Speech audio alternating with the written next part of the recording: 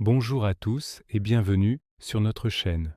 Aujourd'hui, nous plongeons dans un passage puissant et souvent débattu de la Bible, le premier chapitre de l'Épître aux Romains, et plus précisément les versets 16 à 32. C'est un texte dense, plein de théologie profonde, qui nous parle de la puissance de l'Évangile, de la révélation de Dieu et des conséquences du rejet de cette révélation. Alors, prenez votre Bible, installez-vous confortablement et explorons ensemble ce que l'apôtre Paul avait à nous dire. Tout commence au verset 16, une déclaration de foi audacieuse et célèbre, « Car je n'ai point honte de l'Évangile ». C'est une puissance de Dieu pour le salut de quiconque croit. Imaginez le contexte. Paul écrit à l'église de Rome, le cœur d'un empire immense et puissant. Dans cette ville où la philosophie, la puissance militaire et la richesse étaient valorisées, Paul affirme que le véritable pouvoir ne se trouve pas là, mais dans un message, le message de Jésus, mort et ressuscité. Ce n'est pas juste une belle histoire, c'est une puissance de Dieu, c'est la force qui peut transformer une vie, qui peut nous sauver, nous réconcilier avec Dieu. Et cette puissance est accessible à tous, sans distinction par la foi. Ensuite, au verset 17, Paul explique pourquoi cet évangile est si puissant, parce qu'en lui est révélée la justice de Dieu, par la foi et pour la foi. La justice de Dieu n'est pas seulement le fait que Dieu est juste dans ses jugements, c'est aussi un don.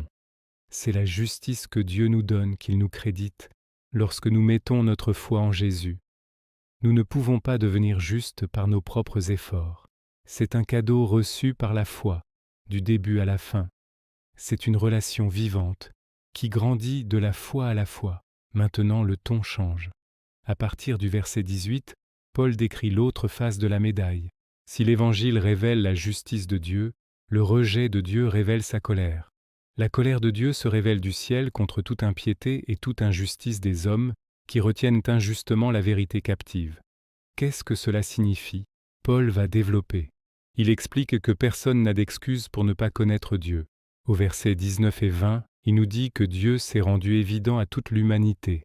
Regardez autour de vous, la création elle-même, la complexité d'une fleur, l'immensité du ciel étoilé, le cycle des saisons, tout cela témoigne d'un Créateur intelligent et puissant.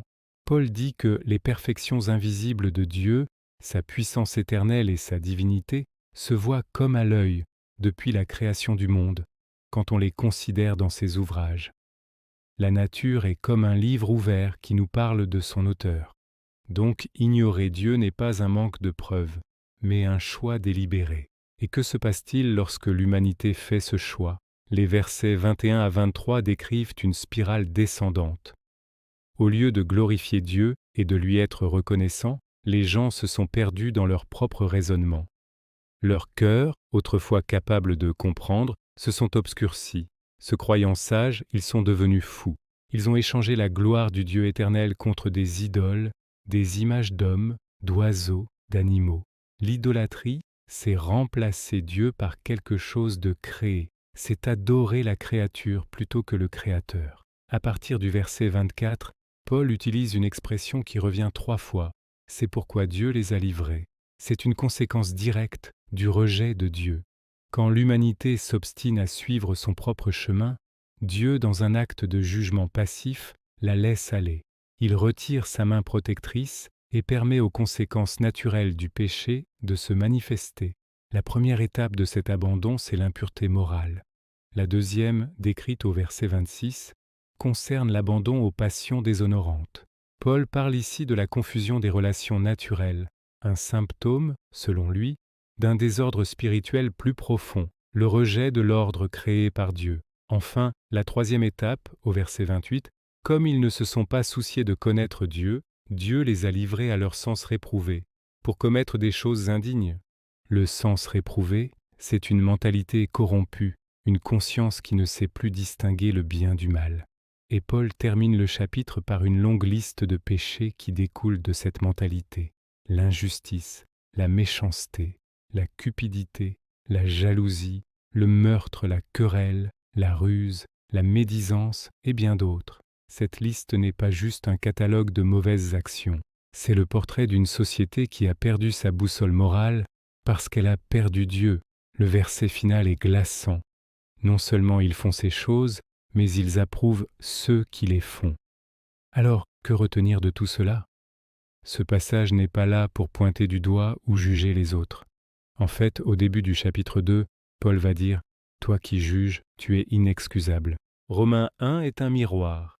Il nous montre la condition humaine universelle sans Dieu. Nous avons tous, d'une manière ou d'une autre, échangé la gloire de Dieu pour autre chose. Ce chapitre prépare le terrain pour la solution. Et la solution, c'est ce que Paul a dit au tout début, la puissance de l'Évangile. C'est la bonne nouvelle que, malgré notre péché, Dieu a pourvu un chemin de salut par Jésus-Christ.